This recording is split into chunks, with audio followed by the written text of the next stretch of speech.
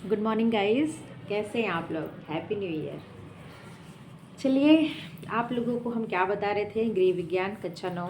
इसमें से मैंने कुछ चैप्टर आपको ख़त्म कर दिए। जैसे मैं प्राथमिक चिकित्सा एवं गृह परिचर्या स्टार्ट की थी। इसमें मैंने प्राथमिक चिकित्सा के मुख्य सिद्धांत, सामान्य घरेलू दुर्घटनाएं उनसे बचाव, सामान्य घरेलू देशज औषधियाँ, तिकोनी एवं लंबी पट्टियाँ, उनका प्रयोग, इतना ख़त्म कर दिया। अब नंबर आता है 5वां, गृह परिचर्या की परिभाषा, परिचारिका के गुण। फिर उसके बाद आपके बचेंगे 2 चैप्टर। ये छोटे छोटे चैप्टर हैं, मैं फटाफट कंप्लीट करा दूंगी क्योंकि सबसे लंबा ये तिकोनी पट्टियाँ और देशज औषधियाँ ये सब थे जो आगे थे। तो चलिए ज़्यादा बातें नहीं करते, वीडियो स्टार्ट करते हैं। तो देखिए, ये आपका चैप्टर है। कौन सा चैप्टर? तो गृह परिचर्या एवं परिचारिका, होम नर्सिंग एंड नर्स। ठीक है, मतलब आपके घर पे आपको कौन आपका ध्यान रख रहा है, और मतलब एवं मतलब नर्सिंग वो काम कौन कर रहा है और नर्स कौन हो सकता है, इसी के बारे में आपको देखना है। पाठ्य सामग्री या प्रस्तावना, गृह परिचर्या परिभाषा, महत्व, सम्मिलित कार्य, परिचारिका के गुण, परिचारिका के कर्तव्य एवं अभ्यास। अब आता है प्रस्तावना का नंबर।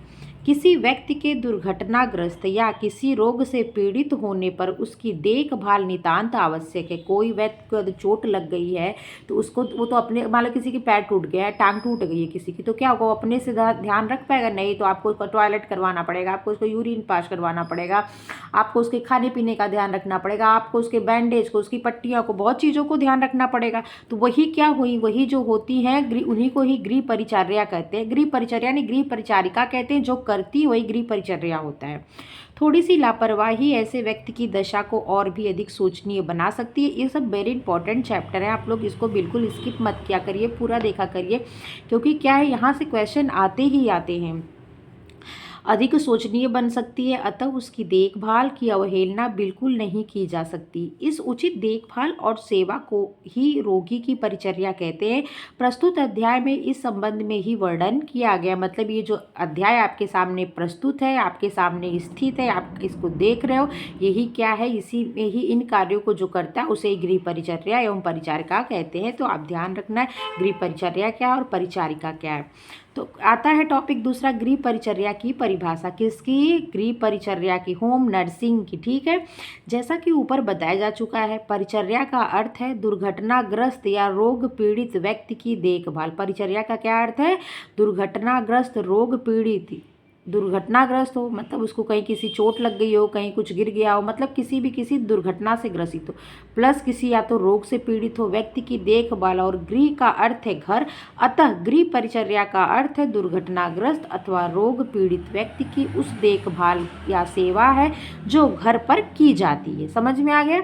मतलब गृह का मतलब हो गया घर, परिचर्या का मतलब हो गया जो पर्सन किसी भी पुरुष की दुर्घटना के समय या किसी रोग से पीड़ित हो, उस टाइम उसकी देखभाल कर रहा है, वही क्या हो गया, गृह परिचर्या, उसी को ही कहते हैं। गृह परिचर्या का अर्थ दुर्घटनाग्रस्त अथवा रोग पीड़ित व्यक्ति की उस देखभाल या सेवा से जो घर पर की जाती है।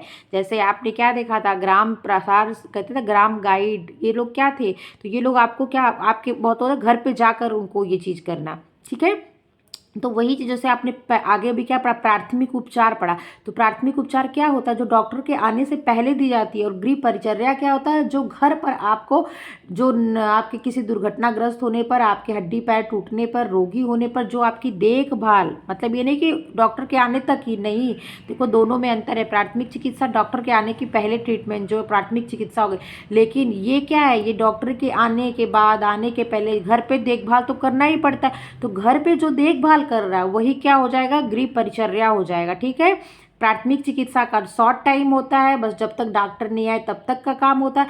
गृह परिचर्या क्या होता है, ये लॉन्ग टाइम तक, जब तक उस या रोग से पीड़ित व्यक्ति ठीक ना हो जाए, उस दुर्घटना से ग्रसित व्यक्ति ठीक ना हो जाए, तब तक उसकी देखभाल करना पड़ता है। इसे ही गृह परिचर्या कहते हैं, जो घर पर किसी की देखभाल करे। ठीक है, कौन सी परिस्थिति मैंने बता दी। इससे यह स्पष्ट है कि दुर्घटनाग्रस्त या रोग पीड़ित व्यक्ति की देखभाल या तो चिकित्सालय में की जा सकती है या घर पर।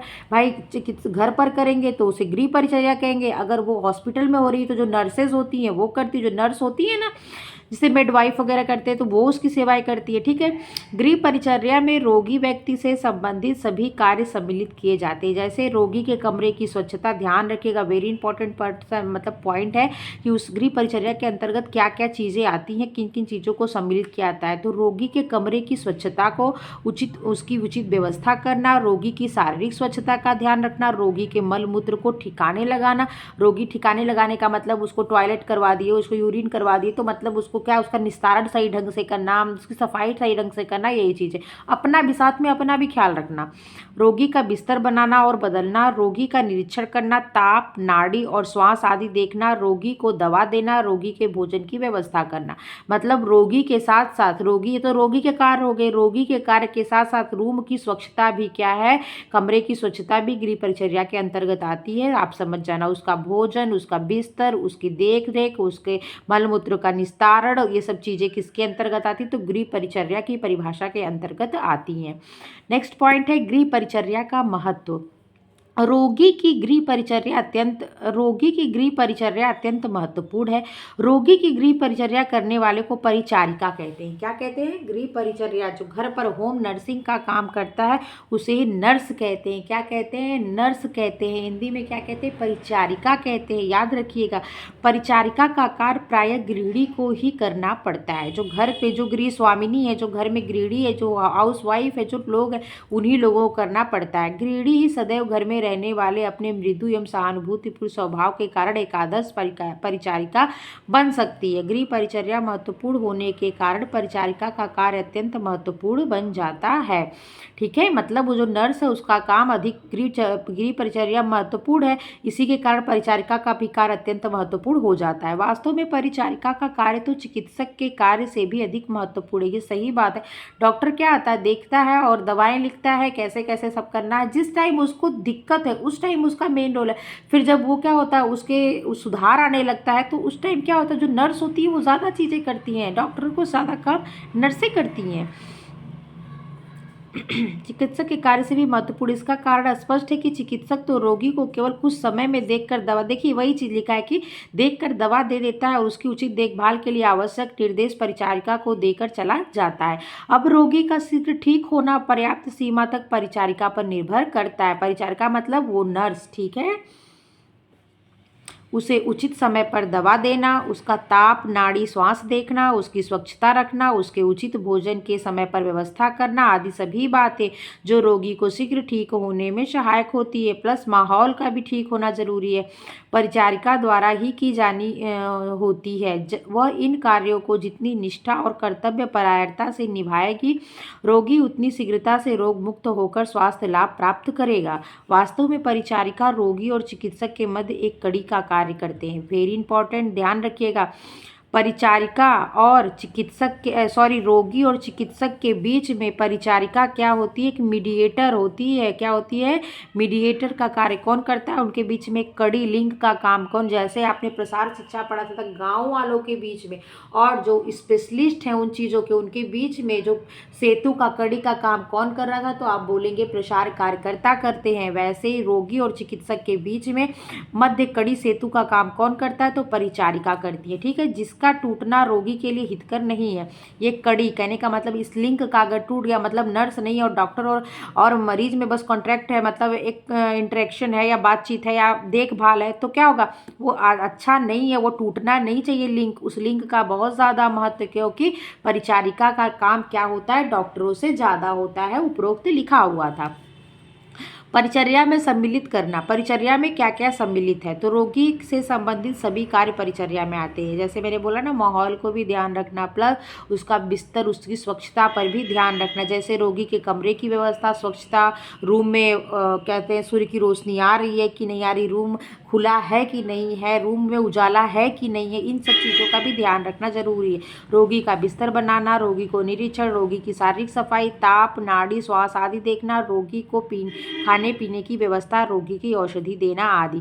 परिचारिका के गुण, अब तक आपने क्या पढ़ा? आपने पढ़ा प्रस्तावना, फिर पढ़ा गृह परिचर्या की परिभाषा। मतलब ये परिभाषा क्या है, गृह परिचर्या क्या होता है? तो कोई दुर्घटना से ग्रसित है, कोई रोगी है, तो उसकी जो लंबे समय तक तक उसका सेवा करना, और सेवा का मतलब उसके हर चीज़ों से जो उसके अंतर्गत आता है, अगर जो देखभाल करता है वही गृह परिचर्या होती है। गृह परिचर्या का मतलब गृह परिचर्या का मतलब उसकी देखभाल करना, इसे गृह परिचर्या कहते हैं। कौन करता है? तो परिचारिका करती है। परिचारिका का मतलब नर्स होता है। परिचारिका का किस चीज़ के बीच की कड़ी माना था? तो पेशेंट के और डॉक्टर के बीच की ये लिंक होती है, कड़ी होता है, मीडिएटर होता है। अगर ये टूट गया तो काम बिगड़ जाएगा, ठीक है, हितकर नहीं होता है। अगर इसका मतलब कह सकते हैं मतलब इसके द्वारा दी गई सेवा अगर अच्छी है तो क्या होगा? रोगी जल्दी ठीक हो सकता है। यहाँ तक आप समझ गए। नेक्स्ट है परिचारिका में सम्मिलित कार्य भी समझ गए। रोगी की स्वच्छता का ध्यान रखना, रोगी के रूम का ध्यान रखना, रोगी के बिस्तर का ध्यान रखना, स्वयं रोगी का ध्यान रखना, उसकी नाड़ी, उसकी पल्सेस, उनकी चीज़ों का ध्यान रखना, खाने पीने की व्यवस्था, औषधि इत्यादि चीज़ों की देखरेख करना ही परिचर्या में सम्मिलित है। कर्ता कौन है? परिचारिका करती है, ठीक है। परिचारिका के गुण। रोगी की सेवा करने वाली स्त्रियों या परिचारिकाओं में निम्नलिखित गुण होने चाहिए। नंबर 1, अच्छा स्वास्थ्य, मतलब जिसका हेल्थ अच्छा रहेगा वही तो उसको कर पाएगा। रोगी पेशेंट तो एक ऑलरेडी उसकी हेल्थ में इश्यूज़ है, और अगर आपके भी हेल्थ में इशू रहेगा तो आप कैसे उसका ध्यान रख पाएंगे? तो आपका हेल्थ क्या होना चाहिए? अच्छा होना चाहिए। और अच्छा रखने के लिए आपको भी कुछ सावधानियां बरतनी चाहिए। अगर आप उसका टॉयलेट साफ़ कर रहे हैं, आप उसका यूरिन साफ़ कर रहे हैं, तो हाथ को अच्छे से धुलो। उनके जो टॉयलेट यूरिन है उनका जैसे निस्तारण अच्छे से करो, मतलब ऐसा नहीं कहीं भी फेंक दें, ऐसे नहीं होना चाहिए। क्या होगा? ये अगर आप ध्यान नहीं रखेंगे तो आप खुद क्या हो जाएंगे? संक्रमित हो जाएंगे, आप बीमार हो जाएंगे, आप रोगी हो जाएंगे, ठीक है। रात को जागना भी पड़ता है। अतः परिचारिका रोगी तथा निर्बल होगी तो वह रोगी को, एक मिनट रुकिए, फंस रहा है, रोगी को ठीक प्रकार से सेवा नहीं कर सकती। अतः परिचारिका के लिए सुंदर तथा स्वस्थ होना अति आवश्यक है। देखते नर्सें कितनी सुंदर सुंदर, कितनी मेंटेन होके आती है, क्योंकि वो जब ठीक ठाक रखेंगी तो रोगी को देख के भी तो थोड़ा सा जी खुश होगा। अगर उनका खुद ही मुंह बिगड़ा रहेगा, शक्ल नहीं अच्छी लगेगी, तो होता नहीं ऐसे फीलिंग नहीं आ रही है, फीलिंग की ज़रूरत होती है। दूसरे नंबर पे है हंसमुख। हंसमुख परिचारिका, और सही बात है, सुंदरता का मतलब क्या होता है? आपका व्यक्तित्व सुंदर होना। अगर आपका व्यक्तित्व सुंदर है तो आपके जो नेचर है, आपका जो प्रभुत्व है, आपके जो चेहरे की चमक है, उसमें ऑटोमेटिक सुंदरता आएगी, आपकी पर्सनालिटी ऑटोमेटिक निखर करके आएगी, ठीक है। हंसमुख, आप देखिए, आप खुद जानते हैं, अगर आप किसी हॉस्पिटल में गए, अगर आपका जैसे बहुत लोगों का सी सेक्शन से बेबी हुआ होगा, जानते होंगे, ऑपरेशन के द्वारा, तो जैसे इंस्ट्रूमेंटल जैसे कहते हैं ना, उसमें यूज़ करके, तो आप जानते होंगे। तो उसमें क्या होता है, जैसे कि कभी कभी कोई नर्सें आती है, ऐसे करो वैसे करो, जैसे डांट के बोलती है, तो उनको देख के पहले से ही मन बिगड़ जाता है कि ये देखो आ गई। कोई कोई होती है, अगर आपको कोई दिक्कत है वो इतना प्यार से सुनती है कि आप उनसे सोचते हो मैं कि इनसे अपनी सारी चीज़ों को बता के उनसे सॉल्यूशन ले लूँ। चाहते हैं ना कि उससे बात करने में भी अच्छा लगता है। तो वही चीज़ कहा गया है कि हंसमुख परिचारिका अपनी बातों तथा कार्य से ही रोगी को हल्का कर देती है, और ये सही बात है। अतः परिचारिका को हंसमुख होना चाहिए। नंबर 3, शांत स्वभाव। रोगी प्रायः चिड़चिड़ा हो जाता है, अतः और ये गुण तो नर्सों का सबसे मेन गुण है कि उनका स्वभाव। सही बात है, पेशेंट को झेलना बहुत बड़ी बात है भाई, बहुत बड़ी बात है। उनके अंदर इतना पेशेंस होता है, उसके लिए क्या है, सैल्यूट है। और कोविड के टाइम में आपने देख लिया, बेचारी इतना मेहनत की है। वो मतलब युवा हो सकता है, युवा कह सकते हैं, मतलब मेल फीमेल दोनों हो सकते हैं, उनको सैल्यूट है भाई। वो इतना मेहनत की है कि कोई क्या करेगा, उसमें खुद उनकी स्वयं की जानें चली गई।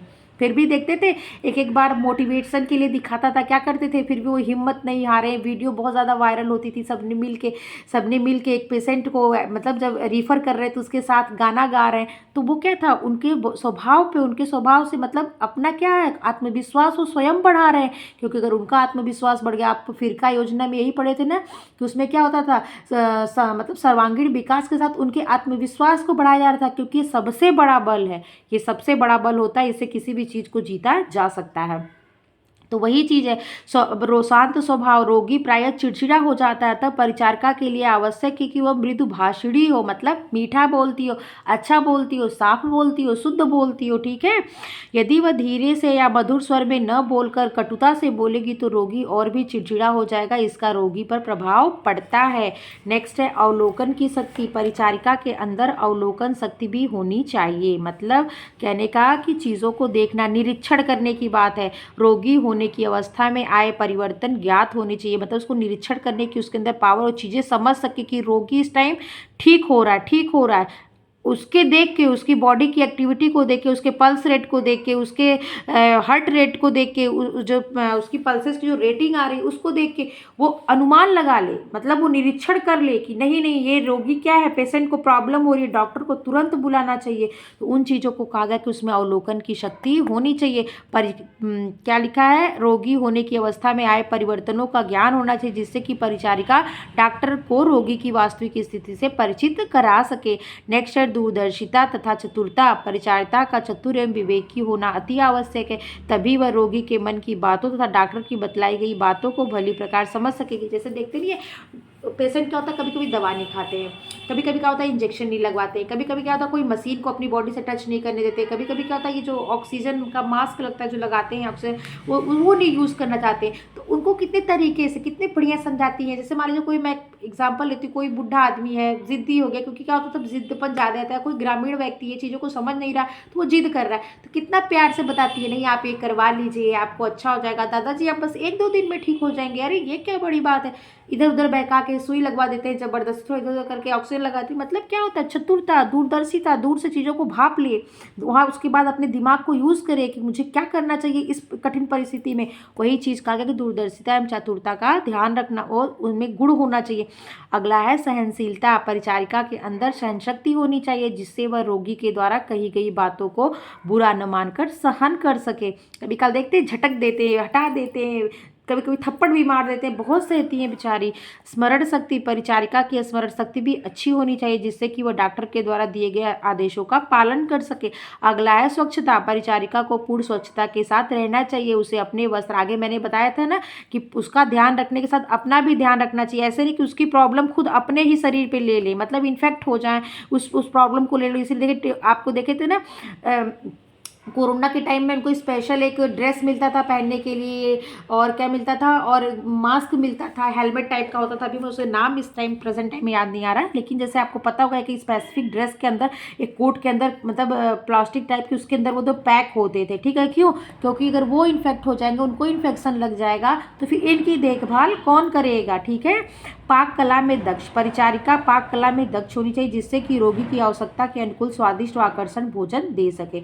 नेक्स्ट है व्यवस्था प्रिय। परिचारिका को रोगी की सभी वस्तुओं को व्यवस्थित करने में तनिक भी आलस्य नहीं करना चाहिए। आज्ञाकारिणी तथा कर्तव्य परायणता। परिचारिका को अपने कर्तव्यों का दृढ़ता से पालन करना चाहिए। कथनी तथा करनी में ईमानदारी बरतनी चाहिए, मतलब जो कह रहे हैं वो करके दिखा रहे हैं।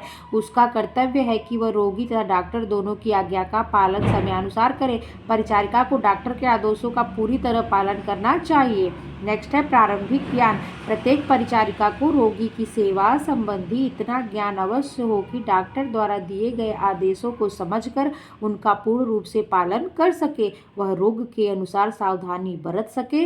उसे सामान्य रोगों का भी थोड़ा परिवर्तन का ज्ञान होना चाहिए, जैसे थर्मामीटर देखना, पट्टी बांधना, तिकोटी पट्टी कैसे बांधे, ये सब तो मैं प्राथमिक उपचार की बात की थी, लेकिन पट्टी, लॉन्ग लंबी पट्टी, उसकी साइज कितनी हो, उसकी चौड़ाई कितनी हो, उसकी मोटाई कितनी हो, गांठ किधर बांधे, गांठ को घाव पे न बांधे, गांठ को घाव से दूर बांधे, रीफ गांठ ज़्यादा अच्छी होती तो उसका प्रयोग कैसे करें, उसका बिस्तर कैसे बनाए। आगे आप बिस्तर भी देखेंगे कि किस में कौन सा बिस्तर यूज, जलने पे कैसा बिस्तर होना चाहिए, गद्देदार बिस्तर कब होना चाहिए, आगे सारी चीज़ें आप देखेंगे। तो रोगी के बिस्तर बनाना आदि कार्यों पर ज्ञान होना चाहिए। आज के लिए बस इतना, ज़्यादा बोर मैं नहीं करूँगी, ठीक है। आज के लिए बस इतना। एक बार मैं चीज़ों को थोड़ा सा समराइज करके आपको समझा देती हूँ।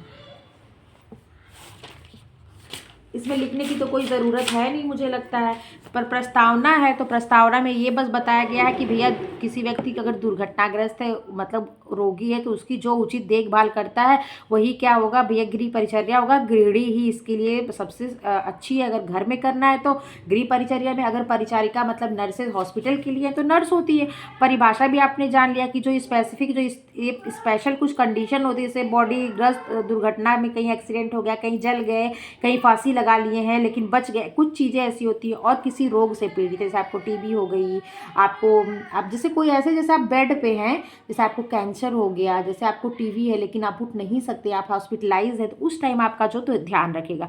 गृह परिचर्या का महत्व, गृह परिचर्या का महत्व क्या होता है, तो जो घर पर जो गृह आपका परिचर्या करती है, आपका देख रेख करती है, आपका ध्यान रखती है, वही गृह परिचर्या करती। करता कौन है, तो जो घर की जो कोई भी लेडीज़ होगी जिसके अंदर कुछ क्वालिटी होगी वो करेगा, ठीक है।